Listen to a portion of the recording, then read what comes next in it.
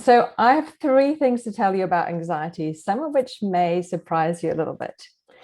The first thing I want you to know is that anxiety is not something external. It's not a pathogen. It's not something that you can catch or get, or even something that's out to get you. It's an internal process. It's something that we do. And this is actually great news because now that we know it's something that we do, we can also learn to do it differently. We have the power to change it, to learn a different process.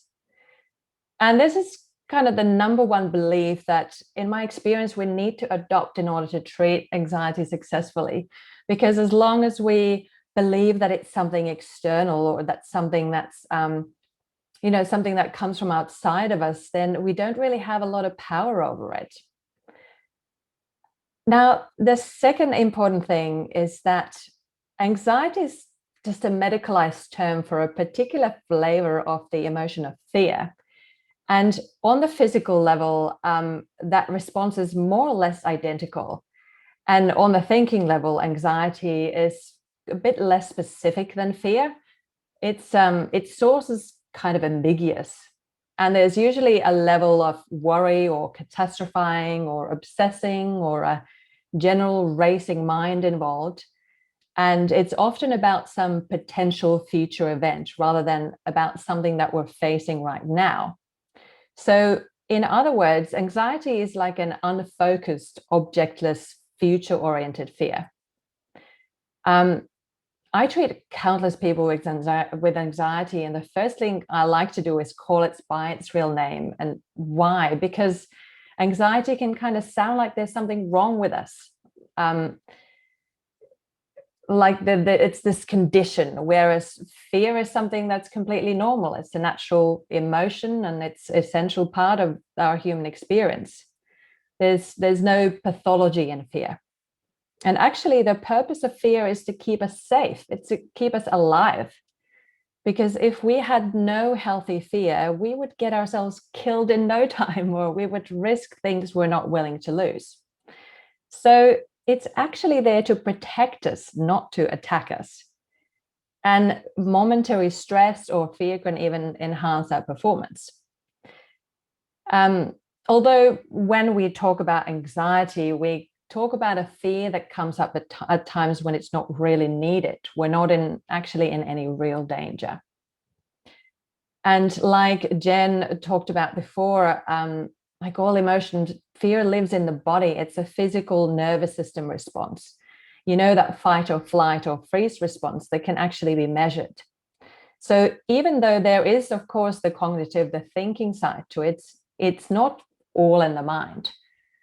So if you've experienced anxiety, you'll know that it's very much a physical state. And it's helpful to remember that the purpose of the state is actually our survival and not the opposite.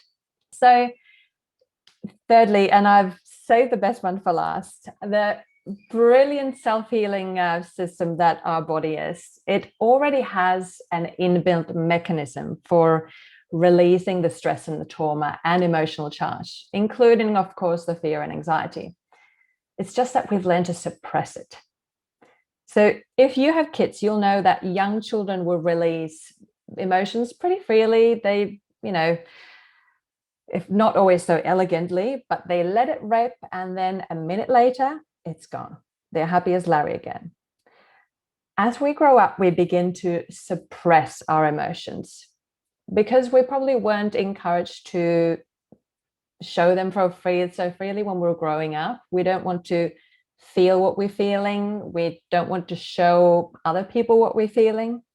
So we tighten our muscles and we restrict our breathing and we bite our lip and we hold back our tears. But this way, the body, the system doesn't get that release that it needs. So remember, it's ready to fight or flee. It's that intensity of that pent-up emotional energy, and the stress hormones will build up inside us, kind of like a pressure cooker. And then it can blow up at unexpected times and unexpected ways, like anxiety or panic attacks that seem to come out of nowhere. So how does the body actually naturally release? So when you see young kids having these big emotions, they breathe in this specific kind of way, quite intensely, without pauses. They may cry, even shake or kick and scream.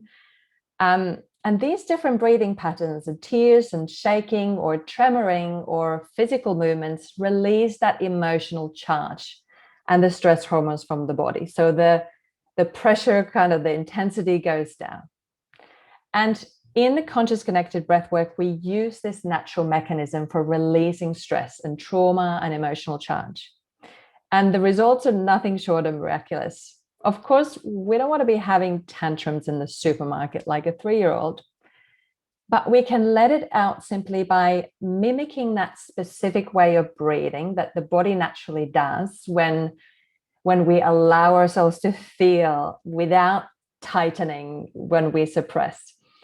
And we do it in a safe, controlled environment with the guidance of an experienced practitioner who will hold space for that deep level feeling and releasing to happen. So there may be tears, there may be shaking, sometimes even screaming it out. And the release that takes place is simply profound. When I first came across breathwork, like Deborah mentioned, my husband had really bad anxiety and he was supposed to be going on medication. We did a 7-day breathwork retreat together. And after the 7 days, his anxiety was gone skis, never to return again.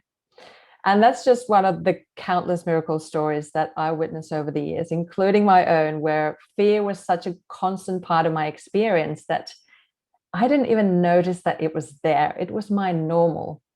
That's a bit of a longer story.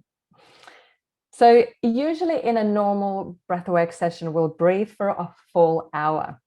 And that can get a whole lot more intense.